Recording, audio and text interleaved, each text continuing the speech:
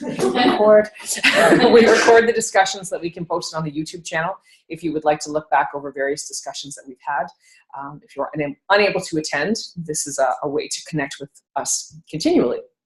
So now that all of that is said and I hit record, let us begin with our opening intention. Feel free to read along out loud with us or silently in your head. It's totally up to you. May I come to understand that blessings are everywhere, that my attitude will affect outcomes, that challenges are often gifts in disguise. May I come to trust that most things can get better with time, that my instincts and gut feelings have value, and that a positive attitude makes things go smoother. May I come to see that I have many skills and talents I can use, that I am a positive influence on many people, and that there are those around me who wish me well. May I come to value that today is a blessing to be enjoyed, that each person is unique and important, and that each moment of my life has meaning. So last week we were talking about the idea of guilt and the impact in our lives. And then something hit up. Facebook's amazing. I don't know if anybody loves Facebook even half as much as I do. But particularly the memories that pop up. Like you can look back over what you've done on Facebook in the past years. And something hit my timeline that I shared a couple of years ago before the Hummingbird Assembly was even an idea in my mind. And I thought it's a perfect counterpoint to last week's discussion about blame. It was a quote from Wayne Dyer, the last week about guilt and this week about blame. So Wayne Dyer wrote, "All blame is a waste of time. No matter how much fault you find with another, and regardless of how much you blame him, it will not change you. The only thing blame does is keep the focus off you when you are looking for external reasons to explain your unhappiness or frustration. You may succeed in making another feel guilty about something by blaming him, but you won't succeed in changing whatever it is about you that is making you unhappy."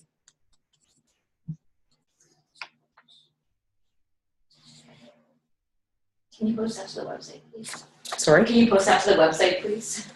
Yes, absolutely. I want to It's a good one. Yeah, it is really good. It's a good one. What stood out for you? It resonated with me when I was in the past. I was going through depression. I was always finding ways of blaming things for my unhappiness, and I can see that in other people as well that are going through depression right now. And I think that was an inspirational quote to sort of take, like, there's a difference between blame and accountability, and I think accountability has to do with action. So, like, if people are causing some disruption that affected your life, you can, like, there's accountability on their actions, but you still have accountability in your actions to change those things.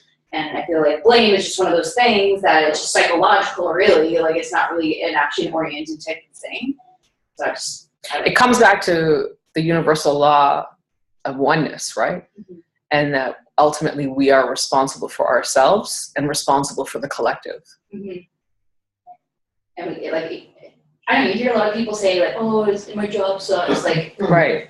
Like, you're unhappy with things that are happening at your job, but does that mean, like, I don't know, just like you can change the way you think about it, and that's what how I was able to get out of depression. It just sort of changed my way I thought about things. So instead of saying, like, oh, blaming the job or blaming this, just like, well, I can change my attitude. Like, my job provides the means of these things each day, and I can always leave this job and change. And you know what? And if you can't, like, change your perspective, I think you're exactly right. You change the job. Yeah. So that's what I think about that. Yeah. And it's also releasing victimhood. Mm-hmm. And looking at what you're getting out of it. When you're in depression and it's their fault, it's your fault, it's my job's fault, it's this, it's that. You're looking for something, you're getting some sort of retribution on that. So you've got to realize what that is and then release it. And the victim. And that's very true. Like, being always this, when things are negative all the time, like, you're creating a category for yourself. Like, I'm always the victim. Yeah. Like, But you're getting something, like you are getting something from it. Oh yeah, That's yeah, what you're you feeling want. validated. You feel validated. Yeah. You feel validated, or Like, people you're come always to like supposed to take be care of nice. you, or Everyone feels sorry for you. right. Yeah, that's But true. I think You it's get more love. important. Yeah. You get that sense of love from people because you're getting more attention and feeling Right, validated you get by the that sense love. of conditional love. Yeah. Right. But it's I think it's important though that I feel like I need to say that I don't think all depression is an act of victimhood. Science is showing, I watched this TED Talk, a neuropsychologist had done some scientific experiment about depression, and they have scientifically, verifiably, quantifiably proven that depression and spiritual awakening are two sides of the same door. Mm. That's fascinating, particularly given what you were just saying about choices and perspective, right? But I do think What does that mean, two sides of the same door? you can't go through the door without passing through them.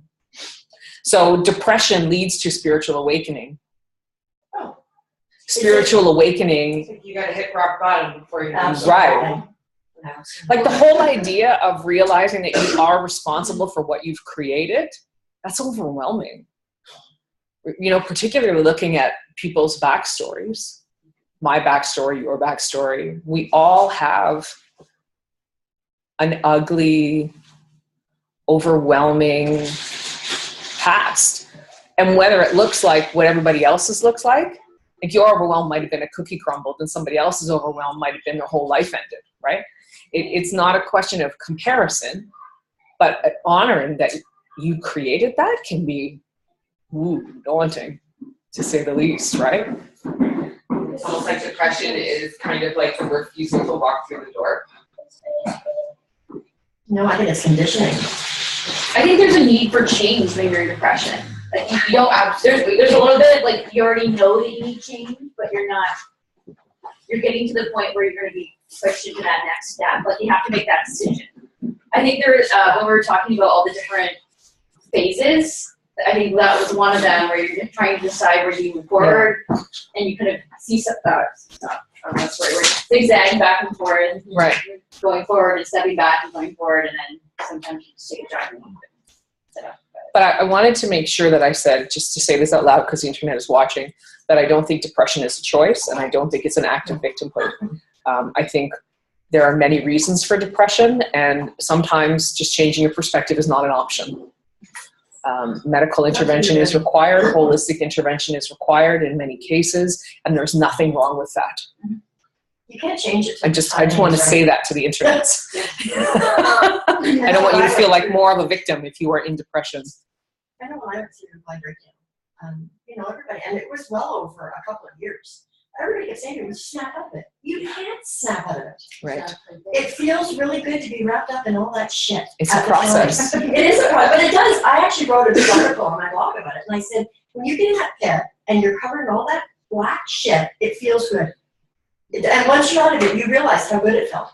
Well, you're kind of like in a cocoon, right? Exactly. You just take yourself there, Yep. and maybe that's your So time you out that can't you need, snap out of it. right, for processing and healing. Yeah. And I think it's important to remember that. Don't tell somebody that's going through a depression, well, just snap out of it. It doesn't work that way. Well, we say those things all the time, right? So for those who just joined us, welcome and good morning. We are discussing blame. And what I read was a Wayne Dyer quote, and I'll read it again because I think there's a little bit more exposition to do on this. All blame is a waste of time. No matter how much fault you find with another, and regardless of how much you blame him, it will not change you.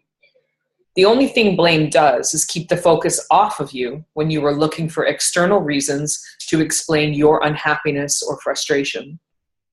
You may succeed in making another feel guilty about something by blaming him, but you won't succeed in changing whatever it is about you that is making you unhappy. That's very good. Very powerful. Mm-hmm. Yeah, and a little overwhelming to think about, right? Yeah.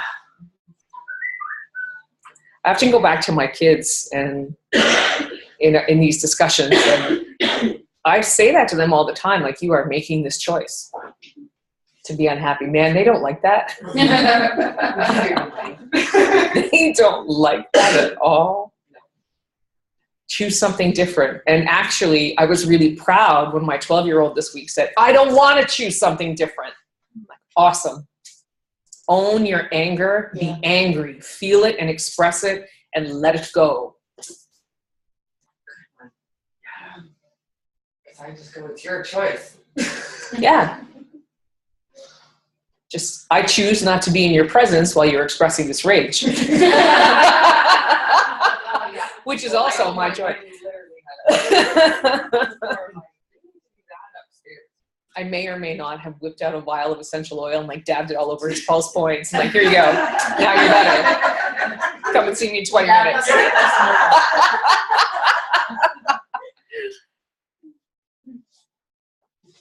Did anything stand out for anybody that they wanted to discuss? In terms of a relationship that you want to continue, a relationship that you want to protect, not like a job and your boss, although you do want to find balance there. I think that if you're coming from a place of blame, you lose the perspective that you're both going to the same outcome, I guess. So I'm thinking in terms of a marital kind of relationship. And if you're pointing your finger about something that's disappointing you or making you angry or whatever it is that this other person's doing that you don't like, when you're coming at it from a place of accusation and you can't be on the same team anymore. And in order to move towards what the mutual goal is in any relationship, which is harmony, even with a boss, you have to be on the same team. And I read this book a while back that was fantastic, and it's based on attachment theory. And they talk about in a marital relationship how one person is the one that's kind of, and the person on the other end steps back, which then triggers the other person to double their efforts to gain attention, which then triggers the other person to step back, and then you set this cycle in motion. And essentially, if you want to stop this pattern that is driving you apart, because in an intimate relationship, the goal is always on both parties, and a healthy one, to come together, that the key to stopping that is the person that's placing the blame, that's kind of going on the attack, because you want to draw the person closer to you. And you can't do that if you're making them responsible. There's a difference between responsibility and accountability, but if you're giving them responsibility for your feelings, this comes up all the time with clients. So how do you transist that? If you're the person who the finger's being pointed at, right. How do you, did the book have any advice about how to get that other person to become aware? Because I think in most cases, well, I think in all cases, we acknowledge we can only change us. We can't change the other person. How do you get that person to realize that all those fingers that they're pointing are actually doing this? You further. Well, what they're seeing is a reflection of themselves. Mm-hmm. If they're blaming you for not being invested in the relationship, it's because they're not invested in the relationship. Mm-hmm. And they want it to be somebody else's fault. Mm-hmm. Right? Blaming somebody, you won't succeed in changing whatever it is about you that's making you unhappy. It always goes back to the law of reflection. Mm-hmm. So did they give us advice about how to get that person to wake up? So I identified with the accuser, so that actually empowered me to be able to make to recognize, right? okay. And to say, okay, I take this, and here, so changing my language, first of all, recognizing that and owning it, taking responsibility for that, and mostly about changing my language and my approach to that same conversation. Right. And I statements kind of things, right? And keeping the focus on not blame and right and wrong, we're not in court. Here's the ultimate goal. The ultimate goal is connection and togetherness. And when you come at it from that place, somebody doesn't immediately get their back up and go on the defense. That's just human nature, right? If you're feeling attacked, put up a wall. But if you feel invited, there's a far greater sense of success. So 4 years ago, reading a book on something really similar to this, and psychology, and a way to deal with a confrontation. And it's just a switch of wording. Instead of saying, you are pissing me off, you say, when you do this, it makes me feel. Feel. And instantly the defenses are not there. I don't know, because nobody makes you feel. You choose to feel. Yeah. Well, I know, but when you do this, I respond in this way. Yeah. But it takes me back to when I was 4, and this person did that and makes me feel less than. I know, it's totally an enlightened conversation. It drives my husband crazy. We actually fight like that. It drives him crazy. I'm like, I'm so angry right now. because I'm feeling like I was 2. And he's like, here we go again. Can it just be my fault for once? We have to psychologically extrapolate everything. Yes, we do is the answer. I think for the person listening though, when you don't approach with an accusation, Yeah, I'd rather say, this is how it makes me feel when you do such and such. right. They're not going to respond with that defensive They may not. attack. Ivana Van Zant said, no one but you can ever be held accountable for what you do. How you respond in any given situation is purely a reflection of what you think, of what is in your head. Just on the tails of that comment, yeah.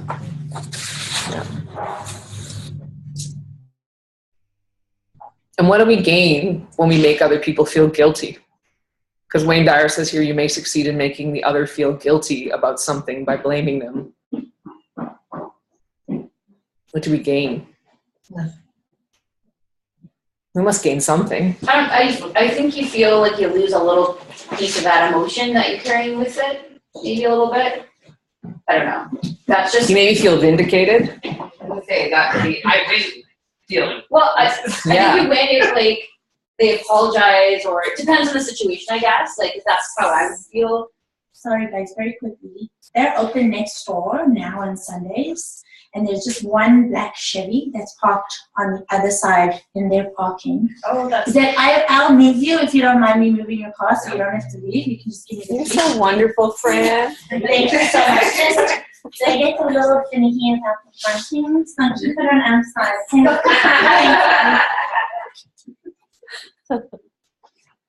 Sorry, you were saying a piece of your emotion. I don't know. I just feel like a little. It's not a huge component, like not a huge loss. I'm like, oh, I don't need to think about that anymore. I wish, but just felt like a little bit of that. It's sort of like you're not alone. I don't know, like If they feel guilty? yeah. Like at least they're aware to a point, whether or not they do something about it. But then sometimes though, when you give them, like you're giving them that more control of your emotion, and they don't do something about it, it makes you feel way worse. So you either carry it by yourself, you give it to them with the fear, or like the 50-50 chance they do something or not do something about it, and you're also giving them more emotion if they don't do something about it. So Last week when we talked about guilt, I shared that I've often said that guilt is not a true emotion. And it's the experience that we have, good morning, when we try to take responsibility for other people's feelings. And ultimately, you are not responsible for anyone but you. yeah.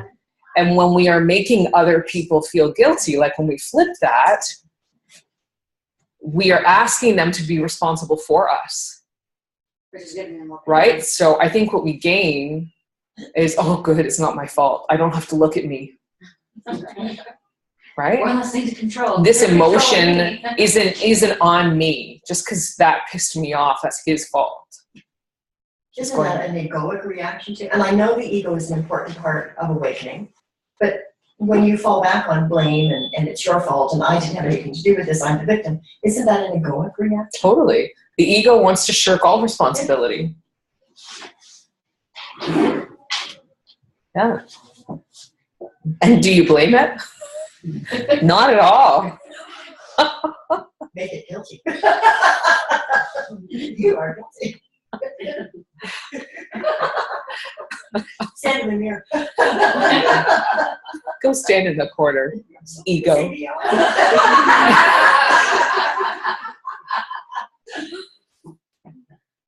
The only thing blame does is to keep the focus off of you when you are looking for external reasons to explain your unhappiness or frustration. I really think that's got to be the kernel in all of this. In psychology, they talk about people that two orientations toward the world, and one is they call an external locus of control, and the other is an internal locus of control. And this is just like science, not spirituality at all. But I think that you bridge. I like the two go together. I really like that, but you know that about me. So, and it's victimhood and all of that. But people that generally wake up in the morning and feel that things are happening to them outside of them, whether that's you know, in their job, financially, in a relationship, their health, whatever it is, if they believe that the power lies outside of them, then they will be victims, and their health will suffer and their well-being will suffer. But they will blame it on the things outside of themselves, and that it will reaffirm that person. Right, See? because that's a law of attraction. There's proof, there's proof. Because that's a law of attraction. It is. Yeah. It's so hard to sit back and watch people that do that. The family I come from, we're a little bit split in that we have one dad but 2 mothers. So there were 6 of us, 3 with one mom, 3 with another. And the older 3, I've watched them through the years, and it's actually really sad to watch because of the divorce, because of the way they were handled, because of the way they were raised, because so much anger, so much resentment. My oldest sister passed from cancer. My next brother down is on cancer watch for his prostate. My next sister down lost her breasts to cancer. It's like, wow, people, let go. And we're all estranged now. My older sister, of course, is gone, but the older 2 were estranged because their anger is palpable. I had them to my house 2 years ago. I couldn't even walk in the room they were in. It was like walking through black schmutz. It was so palpable. And I sit and watch, and it just breaks my heart because they're my siblings, but holy cow, they can't release that it's everyone's fault but theirs. So if people choose that, why do they choose that? It's got to be their journey in this life. There's something they have to learn. Is it easier to be a victim? I think so. I don't know. It's safe, it's Well, comfortable. you're avoiding I've been in doing both the work. places, but I love my life now. You avoid doing the work when you remain a victim. Actually, that's a good point. Yeah. And the- happy? Oh, they're definitely not happy. Like having been, because I came from a place of victimhood, and I'm telling you, my life. I think now we all is did, right? wonderful. That's part of I love my awakening. life now. That's part I of guess, awakening. but I just look at both sides and I go, wow. While you're in it, because similar situation, but my in-laws side of the family, my sister-in-law passed away. She didn't take care of her mind, body, and soul, and that's how I say it to people because a lot of stuff happened to her. The other one has breast cancer. She had her breast moved, but that one, you should see the joy in her eyes as she talks about everybody. So I think while you're in, Like gossiping, talking about people. Is that what you mean? yeah, throw people under the bus. She'll, yeah, it's not. Oh yeah, but to sit and watch, I'm like. So while you're in it, it might not be visible. It's kind of that cocoon thing that you were talking about that was making you uncomfortable. And maybe that's her journey this time around. Maybe she'll awaken before she goes. I don't know. She's congenital heart failure right now. So, there's a whole bunch of stuff. But my point is, I don't think, the ego almost has full control. And that's where they're comfortable. That's where it feels good for them. Putting down somebody else to make themselves feel better, but in turn, it's not really. It's not until you're out of it that you realize. Yeah. That's better. Right. But when you're in it, you're right. It just feels good. It feels right. And whether it's this life or the next. I think it's a lot easier to say you're powerless over your circumstances. Absolutely. Yeah. It's a lot easier to say, this happened to me because of X, Y, and Z. And it happened when I was under 5, and so that's not my fault. It's not my fault. How can I change it? This is my story. This is who I am. I'm not sure fault. Agree to disagree. Yeah. I'm not sure I would sit back and say, oh, it was all my fault. I don't know as I like the word fault. It was my choice. Is fault the opposite side of blame? Like when you're trying to take blame for yourself? It's still placing blame. Yes, Yeah. I think so. One is external, one's internal. I think so. Yeah. And I agree. I don't choose the word fault either. I can't believe you're freezing. I'm always cold and you're always hot. I know. I don't like the word fault either. Sounds like a party downstairs. That's not my type of animal. I don't know. Those are little children. Like, Sounds like a flock of children. It's not my fault. Don't worry about it. I like what you said, though. I think fault indicates blame. Right. So we may not blame you, but I blame me. So you're still blame. But even though you're using the word fault is something you're laying somewhere. It is a matter of placing. It's blameless, right? It's Yes. And I would say that I chose that,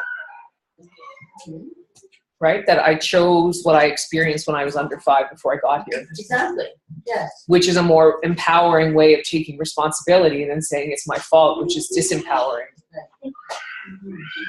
And those small differences in language are significant on a healing path. Because one It's like keeps your you 3 trapped. favorite words in the past. Right. Right. Because one keeps you trapped in victimhood, and the other releases you to the co-creator that you are. Yeah, I think it's really important to remember that this is our choice.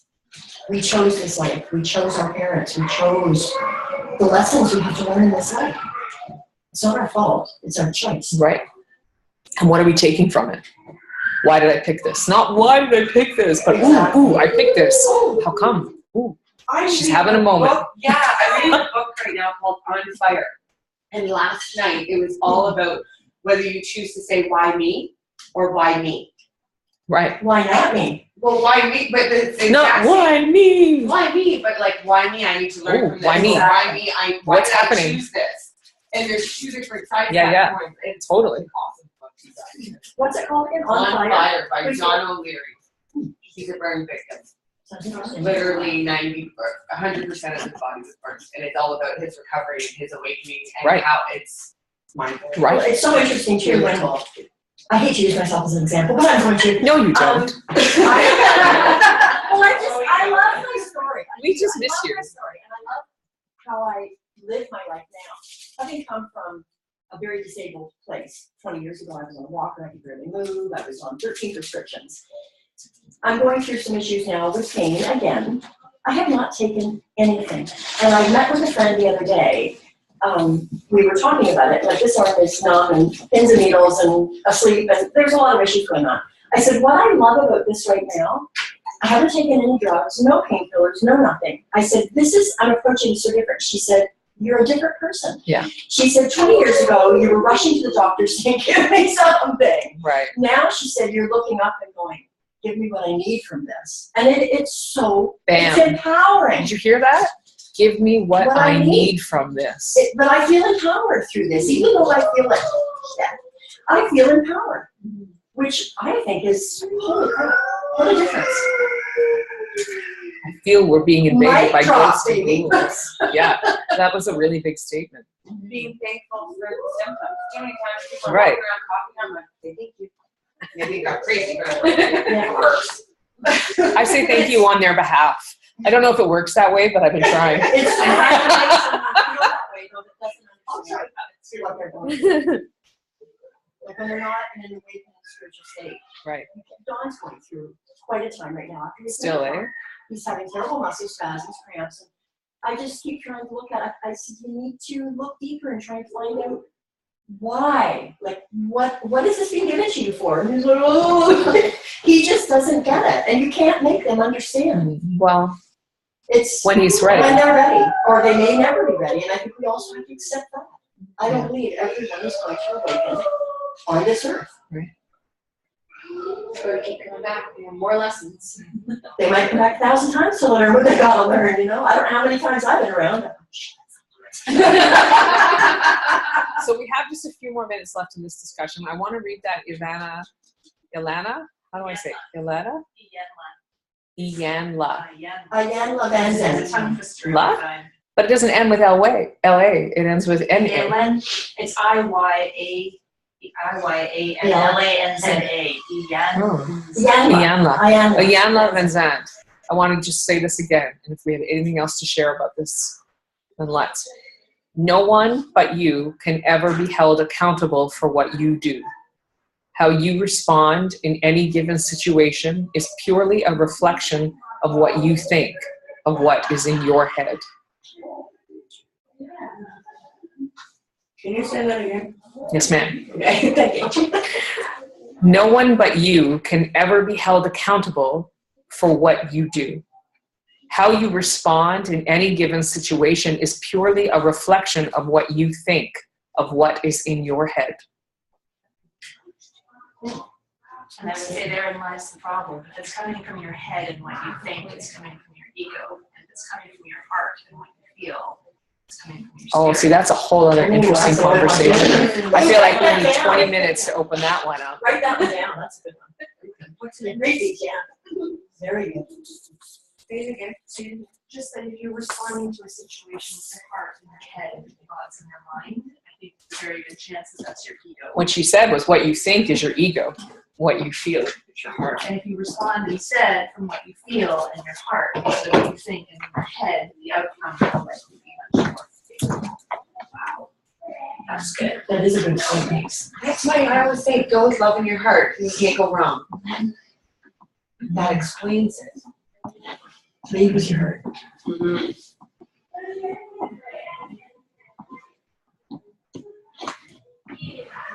I'm sure just write back to yourself up.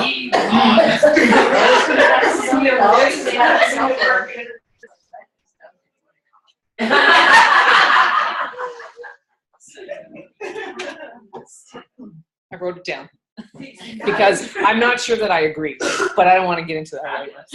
Exactly. That's why I'm like, oh, we need time.